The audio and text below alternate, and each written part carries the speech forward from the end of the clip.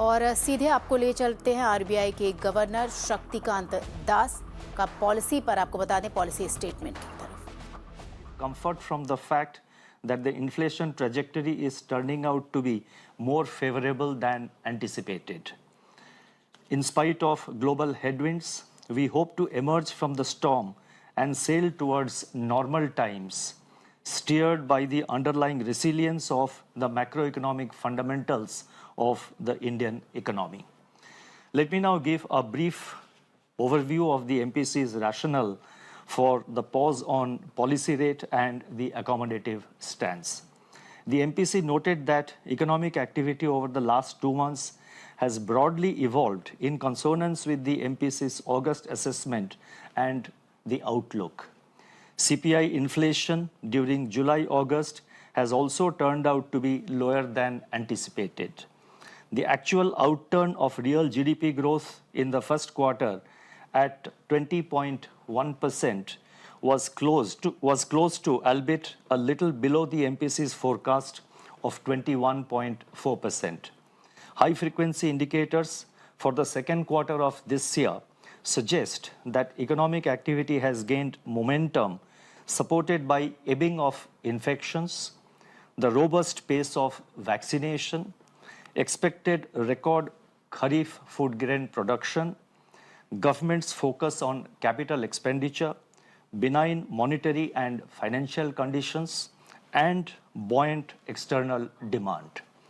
Consumer price inflation softened during July-August, moving back into the tolerance band with an easing of food inflation, corroborating the MPC's assessment of the spike in inflation in May as transitory. Improvement in monsoon in September, the expected Kharif record production, adequate buffer stock of food grains, and lower seasonal pickup in vegetable prices are likely to keep food price pressures muted.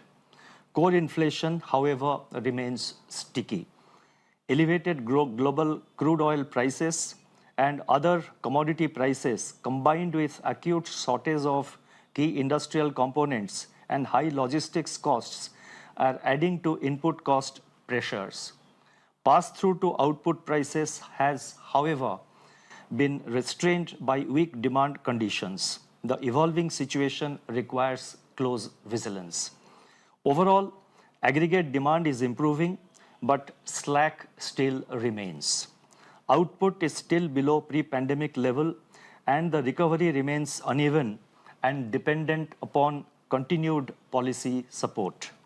Contact-intensive services, which contribute about 40% of economic activity in India, are still lagging.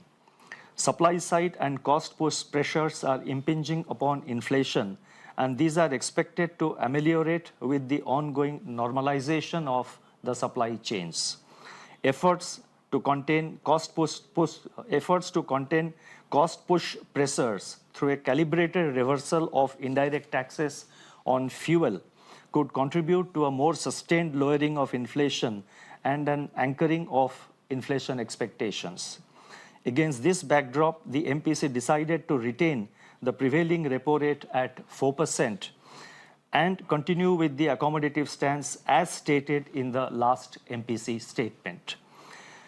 I would now like to provide an assessment of the growth and inflation scenario. Let me first focus on growth. According to release of National Statistical Office on 31st August, real GDP growth for first quarter of this financial year, at 20.1% exhibited resilience of the economy in the face of the destructive impact, especially in the face of the destructive impact of the second wave of COVID-19.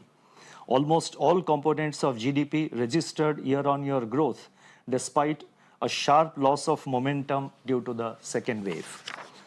Recovery in aggregate demand gathered pace in August-September.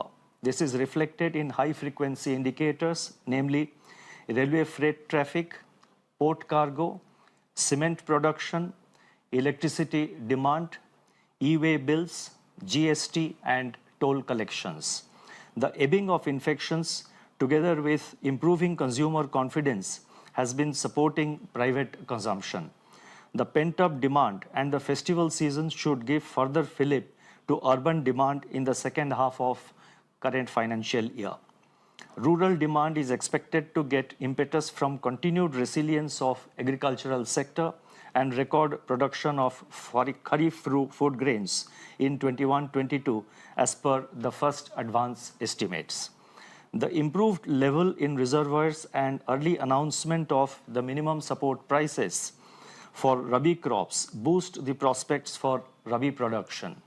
The support to aggregate demand from government consumption is also gathering pace.